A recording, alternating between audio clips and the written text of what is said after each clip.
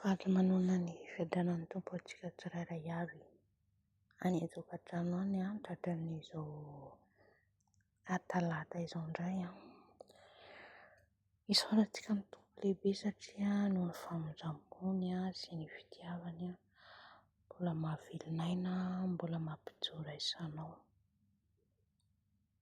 Tsara ny tompo ary izy n'Andriamanitra n'izao rehetra izao mihetsika voninahitra izy hivavaka aloha tsika alohany hitondrako ny hafatra ny tompo ny amin'ny fahitana izay nasehony amiko. Hivavaka tsika tompoko. Andriamanitra iray tsara indrindra any an-danitra, misaotra midera mankalaza anao satria mbola nomenao fofinaina, mbola nomenao tombonandro, fahasalamana, tanjaka hery.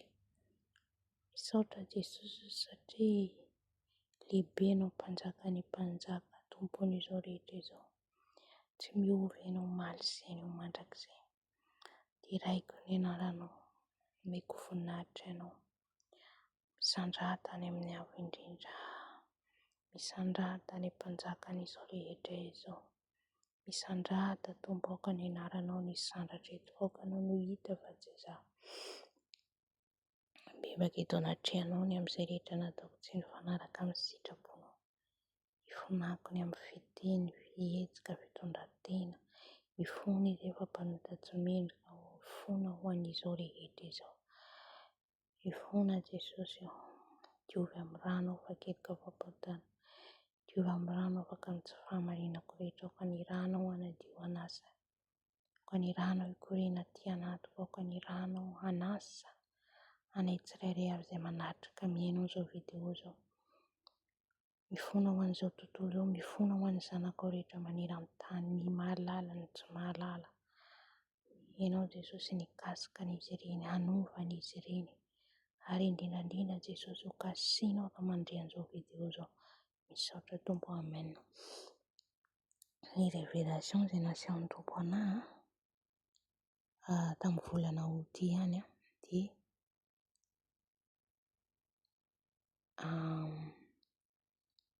ao amin'ny Joba 3:20, Joba 3:20, manasa anao mamaky an'izay tenin'Andriamanitra izay satria ao izany no manambara an'ity fahitana izay nasehon'ny tompo aty izany. Dia hazavaiko ny nofy izay hitako, ny fahitana izay hitako dia zaho anatin'ny mamindra, mandeha zany aho eny an-dalana, mamindra dia andeha niodina zany aho, niodina dia nandeha amin'izay tany izay vao nanitsaka ny tongotro amin'ilay tany tonga dia nitresaka vakivaky ilay tany dia hoe izy ny tompo hoe tsy any ny lalana alehanao, tsy any ny lalana alehanao, dia niverina zaho ity ho izy ny lalana karaho. Tsara ny tompo dia tsy nandeha amin'ny lalana, ilay tany hitako vakivaky sady maina be dia izay tsy any ny alehanao fa aty ho izy. Tsara ny tompo, ry havana ao anatin'izay fahitana izay dia nanazava amin'ny fanahy masina hoe izay rehetra alehanareo, izay rehetra ataonareo dia aza mandeha meran'ny tenanareo fa avelao izaho no hitarika anareo izy, izaho no mitarika anareo, izaho no mitondra anareo fa tsy mahazo mandeha alohako mihitsy anareo, fa raha vao mandeha alohako nareo dia mandeha any amin'ny lalana tsy izy. Amen. Mampianatra antsika izany ny tompo ho antsika izay mihaino an'izao video izao.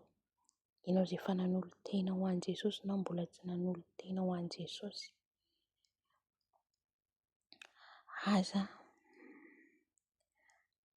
aza mandeha alohan'i Jesosy, aza mieritreritra hoe ianao havita ny tenanao io samirery, na ianao hoe matanjaka be io, tanora be io zao raha tsy manana an' Jesosy ianao dia zava-poana tompoko, ary izay alehantsika io raha tsy ny Tompo dia sasa-poana tsika.